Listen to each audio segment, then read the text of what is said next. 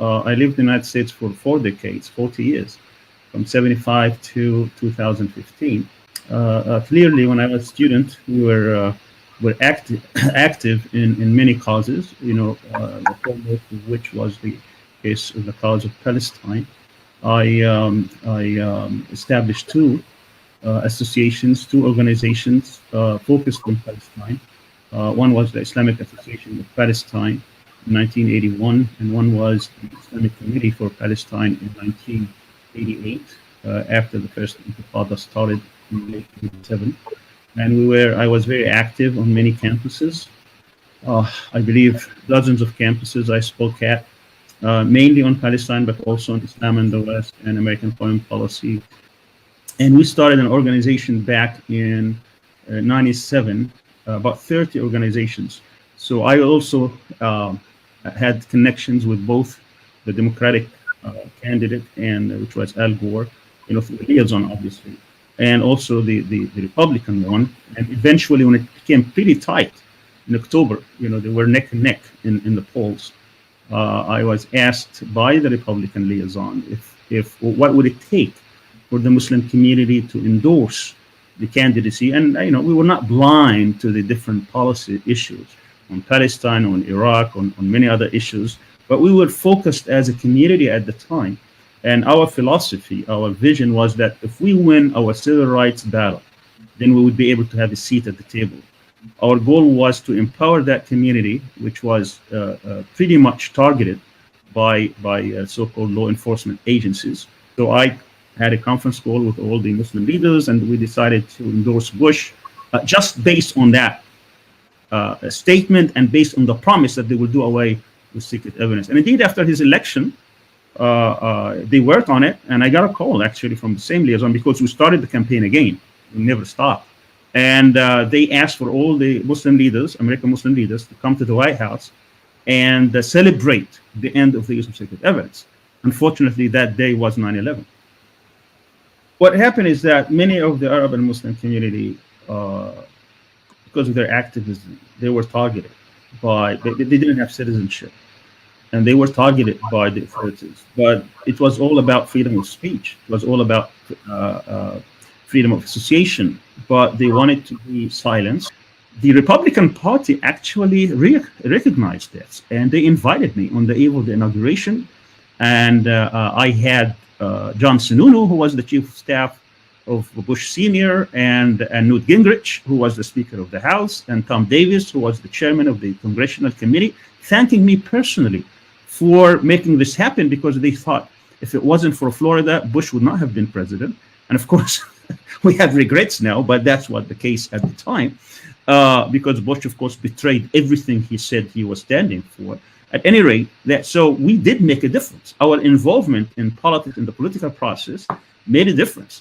Because I was very active on the Palestinian front, I was targeted by many Zionist organizations, in which they proudly said that they were behind my persecution and prosecution. They never denied it. They were trying to get me fired from the university for a long time. They failed.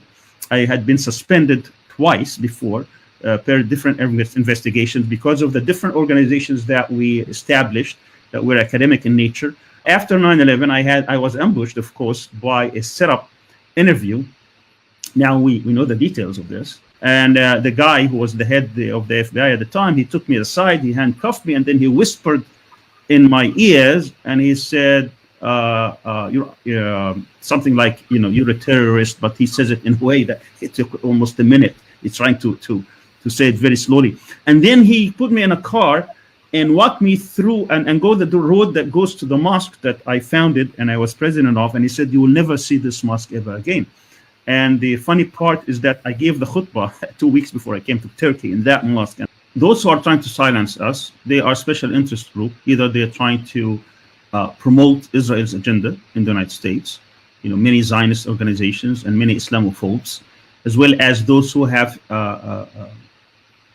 beef with Muslims. I mean, they don't want the Muslims to be empowered or to have a seat at the table.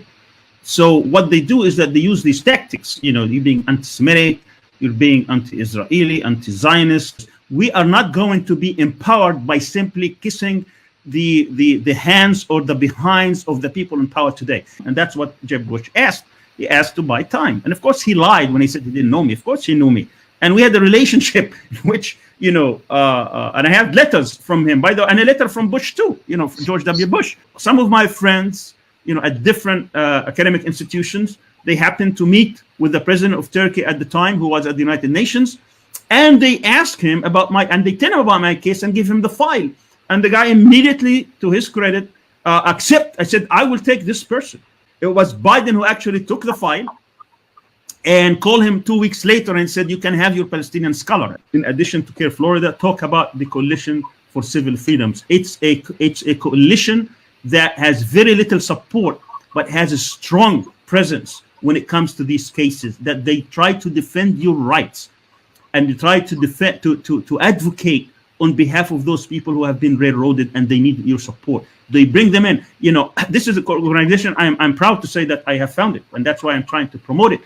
Back when I was under house arrest, I thought that no one, our community is so afraid to talk to these people, to the families. The families feel totally abandoned. I said, okay, let's create another organization that is willing to pay the price, but we need to support it. We need to support them financially, and we need to support them also intellectually, and we need to support them spiritually, and we need to be strong. You want to be strong? Get involved. Imagine that we live this legacy. Your work is amazing at CAIR-Florida, mashallah. And our work in the mosque, Masjid al-Qassam, they were trying to change the name, change the community, frighten the community.